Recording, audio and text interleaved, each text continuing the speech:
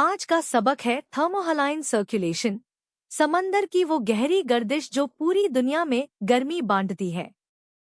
पहले लफ्ज को तोड़िए। थर्मोहलाइन में पहला हिस्सा टेम्परेचर के लिए है और दूसरा हिस्सा सॉल्ट के लिए। यानी यही दो चीजें, पानी की गर्मी और उसमें घुला हुआ नमक, इस पूरी सर्कुलेशन को चलाती हैं। हम पहले देखेंगे कि सॉल्ट और टेम्परेचर मिलकर पानी की डेंसिटी कैसे तय करते हैं, फिर ये कि भारी पानी नीचे बैठकर बाकी पानी को कैसे धकेलता है, और आखिर में फिगर 21.14 ग्लोबल कन्वेयर बेल्ट, जिसका एक चक्कर तकरीबन 1000 साल लेता है। पहले सफ़े की पहली बात, ओशन के पानी में बहुत सी चीजें घुली होती हैं और सबसे ज्यादा नमक। उसकी मिकदार को सैलिनिटी कहते हैं। अब सैलिनिटी बढ़ाइए। घुला हुआ नमक पानी का मास बढ़ा देता है, मगर उसका वॉल्यूम तकरीबन नहीं बढ़ाता। और डेंसिटी बराबर है मास डिवाइडेड बाय वॉल्यूम, इसलिए डेंसिटी बढ़ जाती है।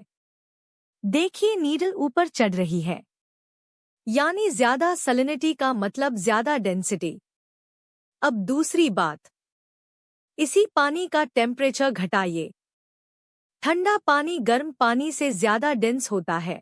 नीडल फिर ऊपर चली गई। तो सबसे भारी पानी वो है जो ठंडा भी हो और नमकीन भी। थर्मोहलाइन का लफ्ज यही दो चीजें जोड़ता है, गर्मी और नमक। अब असल सवाल, भारी पानी करता क्या है? इस टैंक में बाईं तरफ गर्म और कम नमकीन पानी है और दाईं तरफ ठंडा और ज्यादा नमकीन।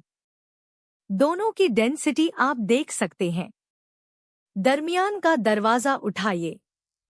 भारी पानी फ्रिश के साथ साथ नीचे से फिसलता है और हल्के पानी को ऊपर की तरफ धकेल देता है। इस करंट की रफ्तार डेंसिटी के फ्रिक से निकलती है। फ्रिक जितना ज्यादा, करंट उतनी तेज। और अगर दोनों की डेंसिटी बराबर हो जाए तो करंट बनती ही नहीं। समंदर में बिल्कुल यही होता है, मगर बहुत बड़े पैमाने पर। आहिस्ता चलने वाली मगर बहुत बड़ी डीप करंट इसी तरह बनती है। यही किताब के ब्रेन टीजर का जवाब है।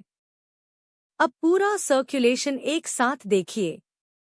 बाईं तरफ इक्वेटर है और दाईं तरफ पोल। इक्वेटर के पास गर्म और कम डेंस पानी सतह के साथ पोल की तरफ चलता है और अपने साथ हीट ले जाता है। रास्ते में वो ठंडा होता जाता है। गौर कीजिए, टेम्परेचर गिर रही है और डेंसिटी बढ़ रही है, मगर पानी अभी सतह ही पर है। पोल पर समंदर की सतह पर बर्फ जमने लगती है। बर्फ नमक को अपने अंदर नहीं लेती, इसलिए नीचे के पानी की सैलिनिटी एकदम बढ़ जाती है। अब डेंसिटी उस हद को पार कर जाती है और पानी नीचे डूब जाता है। डूबना हमने खींचा नहीं, ये डेंसिटी के हिसाब से हो रहा है। गहराई में यही पानी वापस इक्वेटर की तरफ बहता है और इक्वेटर पर गर्म होकर फिर ऊपर आ जाता है। चक्कर मुकम्मल। यही चीज पूरी दुनिया के नक्शे पर फिगर 21.14 में दिखाई गई है। सुर्ख रिबन्स गर्म सतही करंट हैं, पैसिफिक से इंडियन ओशन, फिर अफ्रीका के जुनूब से होते हुए अटलांटिक में और वहां से नॉर्थ की तरफ।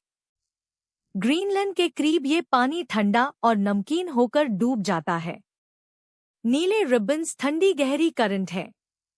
ये पानी ओशन के फ्रिश के साथ जुनूब की तरफ जाता है, अंटार्कटिका के गिर्द घूमता है और दूसरे इलाकों में फिर ऊपर उठता है।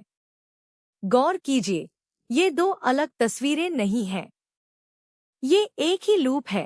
पानी का यही टुकड़ा पूरा चक्कर लगा रहा है और इस पूरे चक्कर में तकरीबन 1000 साल लगते हैं। इसीलिए इसे ग्लोबल कन्वेयर बेल्ट कहते हैं। यही बेल्ट हीट, ऑक्सीजन और कार्बन डाइऑक्साइड पूरी दुनिया में ले जाती है और समंदर के जानदारों तक न्यूट्रिएंट्स पहुंचाती है। अब किताब का टिडबिट।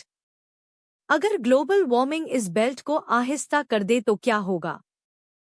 पहले ये समझिए कि बेल्ट चलती ही तब है जब पोल पर पानी काफी ठंडा और काफी नमकीन हो जाए। अब दुनिया गर्म हो जाए। पोल पर बर्फ कम बनेगी, नमक कम छूटेगा और पानी उतना भारी नहीं होगा। देखिए क्या हुआ, पानी का ये टुकड़ा अब डूब ही नहीं रहा। उसकी डेंसिटी उस हद तक पहुंची ही नहीं और डूबना रुकते ही गहरी करंट भी रुक जाती है। यूरोप तक जो गर्मी पहुंच रही थी वो कम हो जाती है। थर्मोमीटर गिर रहा है।